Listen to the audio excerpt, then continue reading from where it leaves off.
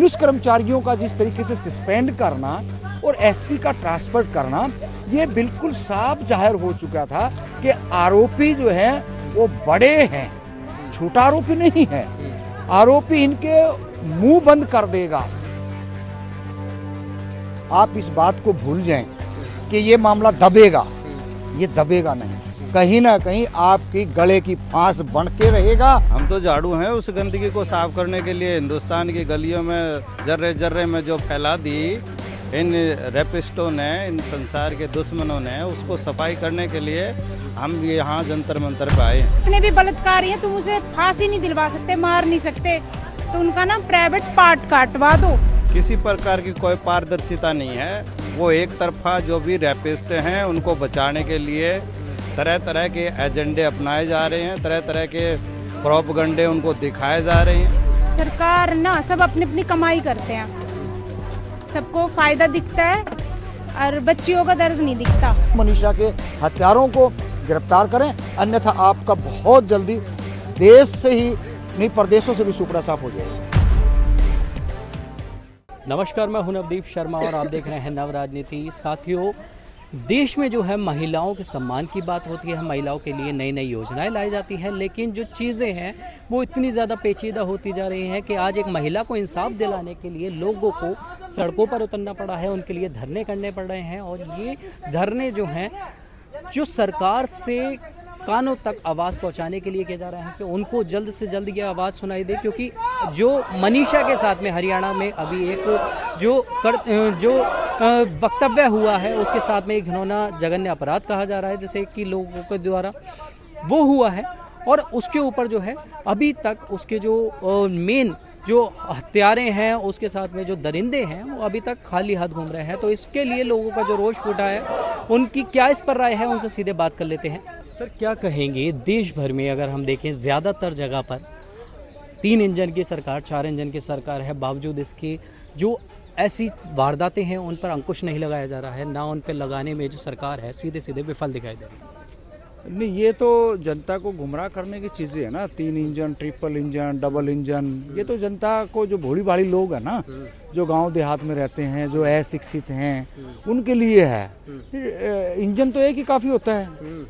सही इंजन हो तो वो हमने देखा कि 20-20, 25-25, 30-30 डब्बों को ले जाता है, कितना माल ढोता है, कितनी सवारियों को 1000-1000, 2-2000 किलोमीटर ट्रेवल कराता है। तो ये तो बहुत एक मतलब छोटी और हल्की मानसिकता की सोच है। सत्ता का जो काम होता है वो अच्छे एजुकेशन पे बात करनी चाहिए, नौकरियों पे बात करनी चाहिए। इस देश के अंदर जो एट्रोसिटी हो रही है लगातार, तो ऐसे छोटे छोटे बच्चों को, जो 12th क्लास के छात्र छात्राएं हैं, उनके साथ में रेप और हत्याएं, अरे मैन तो आपकी प्राथमिकता ये है, आप अपनी कही हुई बातों से भाग रहे हैं, आपको भागना नहीं चाहिए था। और उसके बाद में जब आपको आरोपी पकड़ने हैं, उनको अरेस्ट करना है, जब आपको पता लग गया कि ये आरोपी हो सकता है कहीं ना कहीं हमारे ही आसपास के लोग क्यों ना हो, तो उसको कैसे मॉडिफाई करके उसको घुमाया गया। अब सुसाइड नोट भी आ जाता है। अब आपके पास दवाई की दुकान से दवाई वाला भी आ जाता है, और सरकार के नुमाइंदे भी ये कहते हैं कि जी आरोपी पकड़ लिए हैं, और वहाँ का पुलिस अधिकारी जो है वो कह रहे जी आपके धरने पे भी हो सकता है, आपके आसपास भी हो सकता है। और पुलिस कर्मचारियों का जिस तरीके से सस्पेंड करना और एसपी का ट्रांसफर करना, ये बिल्कुल साफ जाहिर हो चुका था कि आरोपी जो है वो बड़े हैं, छोटा आरोपी नहीं है। आरोपी इनके मुंह बंद कर देगा। जितने कागज के टुकड़े आपको चाहिए आपने इलेक्शन के लिए, जितनी गाड़ियां चाहिए आपको इलेक्शन के लिए, जितना आपको कुछ और सहयोग चाहिए, वो हम देंगे। ये आरोपी इस टाइप के कहीं ना कहीं दिखाई दे रहे हैं। लेकिन सर, सरकार से ऊपर क्या सर, एक हम नेता चुन के, एक प्रधानमंत्री चुन के लाए हैं, क्या उससे ऊपर हो जाएगा कोई व्यापारी, कोई ऐसा बड़ा कोई भी अगर ऐसा होता है तो देश के अंदर अगर प्रथम व्यक्ति की बात करें या द्वितीय व्यक्ति की बात करें तो वो हमारे देश के राष्ट्रपति और प्रधानमंत्री से शुरू होते हैं, उनसे भी ऊपर क्या हो जाएगा? नहीं, उनसे ऊपर बहुत कुछ हो जाएगा। आपने देखा होगा, पहले हम थोड़ा मनीषा वाला ब्रीफ कर लेते हैं। तो ये पूरे का पूरा जो मामला है, ये इन्होंने दाएं बाएं करने का इनका एक षड्यंत्र था और षड्यंत्र के तहत ही इन्होंने सीबीआई को दिया है। और ये सरकार, मैं आपके माध्यम से तमाम लोगों को कहना चाह रहा हूं, आप इस बात को भूल जाएं कि ये मामला दबेगा। ये दबेगा नहीं, कहीं ना कहीं आपकी गले की फांस बन के रहेगा। इस एट्रोसिटी में कहीं ना कहीं वो मजदूर तबके से आने वाला व्यक्ति था, उसका जो पेरेंट्स हैं, और वो बिल्कुल अशिक्षित व्यक्ति है।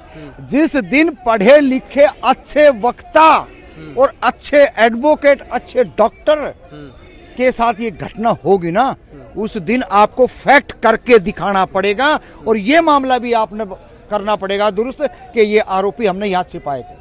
ये तो पूरे का पूरा है, कहीं ना कहीं एक साजिश के तहत इस मामले को धूलमिल करने का प्रयास है। और आरोपी जो हैं वो बड़े घराने से, धन्ना सेठों से हैं, इसमें कोई वो नहीं। लेकिन जनता भी चुप नहीं बैठी है, जनता भी लगातार, आप देख लेना 1-1.5 महीने के बाद में जो जिंदा लोग थे वो जंतर मंतर पे पहुंचे ना। और ये तो आज स्टार्टिंग है। मैं आपको बता दूं, इसी जंतर मंतर से एक कॉल जाएगी। ये कॉल इतनी बड़ी कॉल होगी कि जंतर मंतर का ये जो छोटा सा दायरा है ये भर जाएगा खचाखच। और जिस तरीके से पिछली सरकारों को गिराने का, डराने का और चोरी और बेईमानी, मकारी करने का जो काम किया था, वो सारे का सारा इन पर उल्टा पड़ने वाला है। या तो मनीषा के हत्यारों को गिरफ्तार करें, अन्यथा आपका बहुत जल्दी देश से ही नहीं प्रदेशों से भी सुपड़ा साफ हो जाएगा। सर, आज जो आप यहाँ पर आए हैं और जो एक टीचर थी, एक जो हमारी बहन, उनके साथ में जो वक्तव्य हुआ है, क्यों सड़कों पर उतरना पड़ रहा है? सड़कों पर उतरना पड़ रहा है? बगैर झाड़ू के गंदगी साफ हो जाएगी क्या? हम तो झाड़ू हैं उस गंदगी को साफ करने के लिए। हिंदुस्तान की गलियों में जर्रे जर्रे में जो फैला दी इन रेपिस्टों ने, इन संसार के दुश्मनों ने, उसको सफाई करने के लिए हम यहाँ जंतर मंतर पे आए हैं जी। हाँ, तो क्या सर अब सरकार से क्या मांग है? क्यों, क्या लगता है आपको कि क्या इसमें सरकार की तरफ से कोई पारदर्शिता नहीं दिखाई जा रही? किसी प्रकार की कोई पारदर्शिता नहीं है।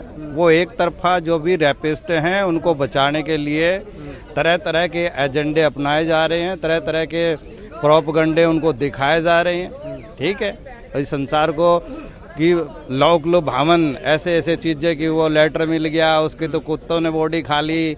ये कि इंसान को ये समझ आना चाहिए कि पॉइजन की कोई भी चीज कुत्ता नहीं खाता। आप दूध में जहर मिला के रख दीजिए, कुत्ता मुंह नहीं लगाएगा उसको, और बुड्ढी को कुत्ता खा गया। तो लेकिन पॉइजन की भी स्टोरी को लोग कह रहे हैं कि ये भी झुटलाया जा रहा है, कभी पॉइजन बोल दिया जाता है और सीधा एक गले पर उनके निशान भी दिखाता है, ऐसा भी कहा जा रहा है लोगों के द्वारा। पॉइजन है ही नहीं, ये सरासर उसका गला रेता गया है, तेज धार हथियार से गला रेता गया, कोई छोटी मोटी मार नहीं। ठीक, और बचा कुचा उसकी पहचान छुपाने के लिए उसके फेस को भी जला दिया। लेकिन उन रैपिस्टों ने, उस समाज के दुश्मनों ने ये समझ नहीं आई कि माता पिता तो कपड़ों से भी पहचान लेंगे उसको, और कपड़ों से उसकी पहचान हो गई। बताओ, तो क्या लगता है सर, क्यों हुआ है उसके साथ, बिटिया के साथ में ऐसा क्यों हुआ है? ये उनके दिमाग में दरिंदगी थी कि वो जहाँ गई थी उस दिन उसकी छुट्टी थी कॉलेज की, और कॉलेज में वो अकेली मिल गई तो उन्होंने दरिंदगी करने का मौका मिल गया तो उन्होंने उस गंदगी को छुपाने के लिए, कोई पावर वाला आदमी है जो इस तरह का किसी प्रकार को कोई भी प्रशासन को काम करने नहीं दे रहा। ठीक है, सब चीज वो है बदल दी। किसी चीज का है, कोई कॉपी का आपने पेज पलट दिया तो पेज पलटने के बाद क्या आपको ये थोड़ी लगेगा कि आप उस पेज को पढ़ पाओगे? नहीं पढ़ पाओगे ना। तो उस सब का सब प्रशासन ही चेंज कर दिया उन्होंने। वहाँ से भागो, यहाँ से एसपी बदल दिया, नीचे जो हवलदार थे उनको ट्रांसफर कर दिया, लाइन हाजिर कर दिया। क्या होगा उनका? 4 दिन में 10 दिन में आ जाएंगे वो तो। अरे उसकी इज्जत कौन ले क्या होगा जो चली गई? क्या कहेंगे आप, क्यों उस बच्ची के साथ में या बहन के साथ में या बेटी के साथ में जो इंसाफ है वो नहीं हो रहा?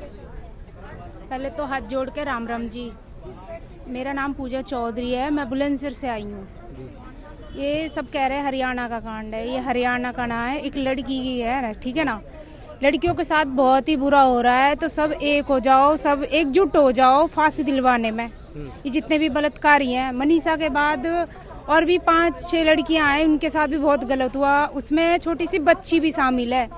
बड़ी लड़कियों को बोलते हैं कि छोटे कपड़े पहनती है, ठीक है, वो छोटी सी बच्ची ने कौन से छोटे कपड़े पहन रखे थे? है ना, तो वो गंदगी है मन में कि हाँ एक है ना दरिंदापन, वो चीज दिखता है उन लोगों में। तो ऐसे लोगों को फांसी होनी चाहिए। देखो एक चीज और मैं कहना चाहूंगी, बहुत अलग बात हो जाएगी, पर मैं कहना चाहूंगी कि जितने भी बलात्कारी हैं तुम उसे फांसी नहीं दिलवा सकते, मार नहीं सकते, तो उनका ना प्राइवेट पार्ट काटवा दो, ठीक है, प्राइवेट पार्ट कटवा दो, वो पूरी जिंदगी मर मर के जिएंगे तो पता चलेगा उन्होंने किया क्या था।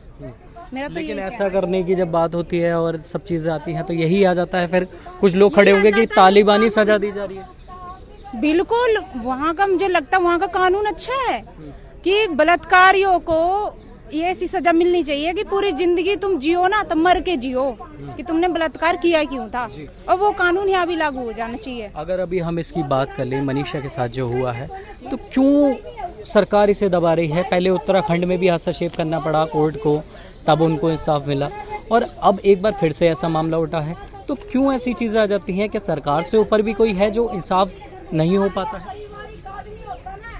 सरकार ना सब अपनी अपनी कमाई करते हैं, सबको फायदा दिखता है और बच्चियों का दर्द नहीं दिखता, ठीक है, बच्चियों का दर्द नहीं दिखता।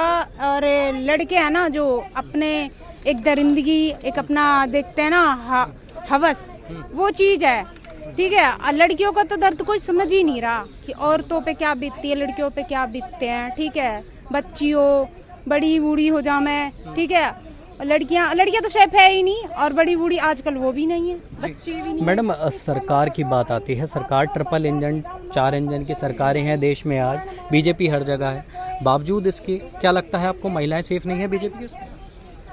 महिलाएं सेफ नहीं है। मैं तो कहना चाहूंगी कि औरतें जो है ना, लड़कियां, ऐसा करो कि खुद ही कानून हाथ में लेने लग जाओ, ठीक है।